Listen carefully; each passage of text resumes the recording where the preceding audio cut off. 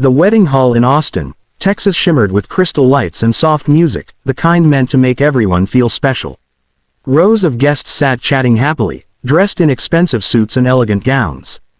To most people, it was a perfect celebration. But for Lily, standing nervously near the back of the hall, it felt like the loneliest place on earth. Lily was 16 and obese, a fact she was painfully aware of every single day. She had spent hours choosing her dress, settling on a simple blue one that made her feel just a little bit confident. Still, as soon as she entered the hall with her aunt, she sensed the looks. First came the quick glances, then the whispers.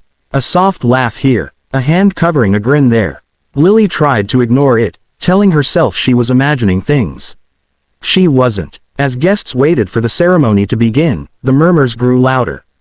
Why would she wear that? Someone whispered. This is a wedding, not a joke, another voice chuckled. Lily's cheeks burned. She stared at the floor, wishing she could disappear. Her aunt was busy talking to relatives and didn't notice what was happening. Lily stood alone, clutching her small purse like it was a shield. She reminded herself why she had come. The bride was a distant cousin who had once been kind to her, and Lily didn't want to miss the wedding. She wanted, just once, to feel like she belonged in a room full of people. But standing there, feeling everyone's eyes on her, that hope began to crumble. Across the hall, near the middle rows, sat Mark, a quiet man in his mid-30s. He was a single father who rarely attended social events, but today he was there because a close friend was getting married. Beside him sat his 8-year-old daughter, Emma, swinging her feet and smiling at everything around her. Mark's attention had mostly been on her, making sure she was comfortable, fixing the ribbon in her hair, until he noticed Lily. He saw her shoulders tense each time someone laughed. He noticed the way she pretended to scroll through her phone, just to avoid eye contact.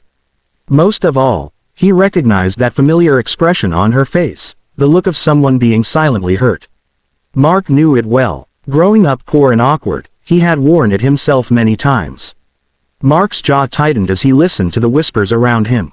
He glanced at Emma, who was watching the room with innocent curiosity. A thought struck him hard. If my daughter were treated like that one day, what would I want someone to do? Near Lily, a small group of guests laughed openly now, no longer even trying to hide their mockery. One of them nudged another and pointed. Lily's eyes filled with tears, but she forced herself not to cry. She straightened her back, trying to look strong, even though her heart felt heavy. That was the moment Mark stood up. He gently took Emma's hand, feeling her small fingers curl into his. He didn't raise his voice or draw attention yet. He simply started walking forward, his eyes fixed on Lily. The music played on, unaware that everything was the soft wedding music faded into the background as Mark walked down the aisle, his footsteps calm but purposeful. A few guests turned to look at him, confused. Why was someone moving around right before the ceremony? Emma held his hand tightly, sensing that her father was serious about something important. Mark stopped beside Lily. She looked up, startled, quickly wiping her eyes and forcing a polite smile, assuming he was about to ask her to move or point out that she didn't belong there. That's what people usually did. Instead, Mark offered her a gentle nod, one filled with respect, not pity. Then he turned to face the room. I wasn't planning to speak today, Mark began, his voice steady and clear. Conversations stopped. Even the whispers died instantly. But I'm a father, and I don't get to stay silent when I see something like this. People shifted uncomfortably in their seats. Some already knew what he was talking about. Mark glanced down at Emma and smiled softly. My daughter learns how to treat people by watching me, and by watching all of you. He looked back at the guests. What she's been seeing today isn't kindness. A heavy silence filled the hall. She's seen adults laugh at someone for how they look, he continued, gesturing gently toward Lily without pointing. She's seen judgment instead of empathy. And I promise you, no wedding, no celebration, is worth teaching a child that cruelty is acceptable. Lily's breath caught in her throat. No one had ever defended her like this before. She felt frozen, unsure whether to cry or smile. Mark went on, his words calm but powerful. Strength isn't about being loud or popular or fitting into some perfect image. Strength is standing in a room where people mock you, and still holding your head up. He turned slightly toward Lily.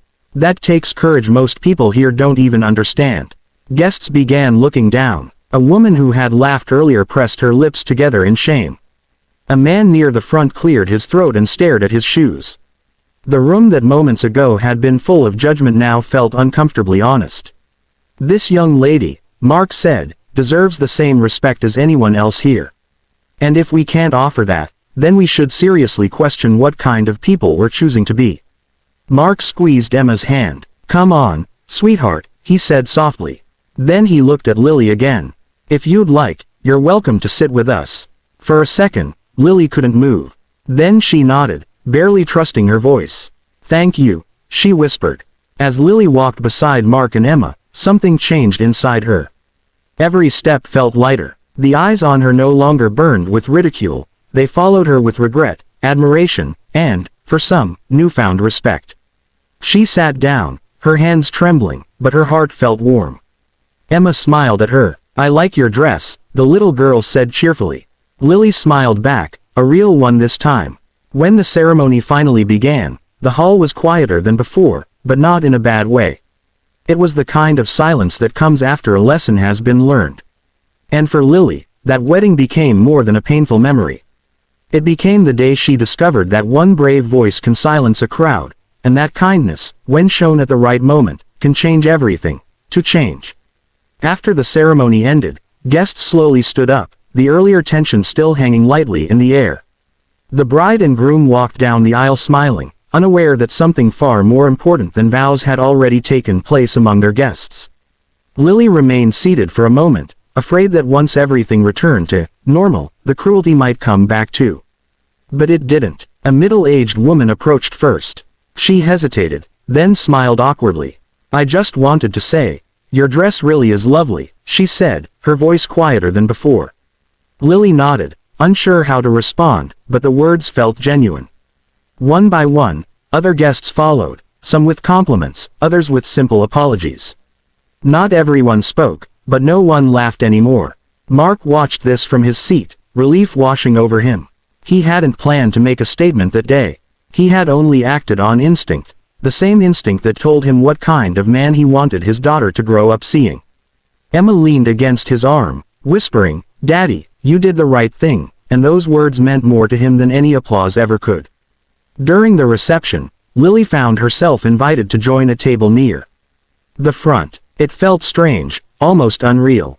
She listened as people talked to her like an actual person, asking about school, her interests, her plans for the future. For the first time in a long while, she didn't feel like she had to hide. Later, as music filled the hall and couples danced, Lily stepped outside for some fresh air.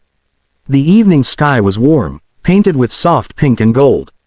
Mark joined her a moment later, carrying 2 glasses of lemonade. "I hope I didn't embarrass you," he said gently, handing her one. Lily shook her head. "No, you helped me." Her voice trembled slightly. "I've been treated like that my whole life.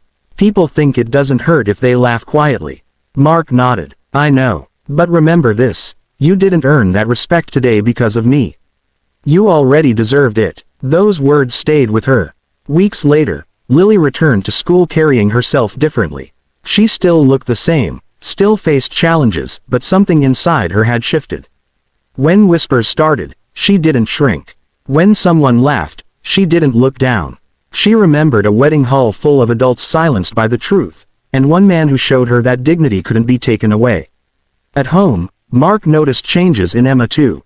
She became more outspoken about fairness, quick to defend classmates who were teased. When Mark once asked where she learned that, she smiled and said, "From you." And from that girl at the wedding. Months passed, but the impact of that day never faded. For Lily, it wasn't just about being defended, it was about being seen. That single moment of kindness became proof that the world wasn't only cruel, and that good people still existed. And for everyone who witnessed it, that wedding was remembered not for the decorations or the music, but for the day laughter turned into silence, silence turned into reflection, and one small act of courage changed more lives than anyone expected.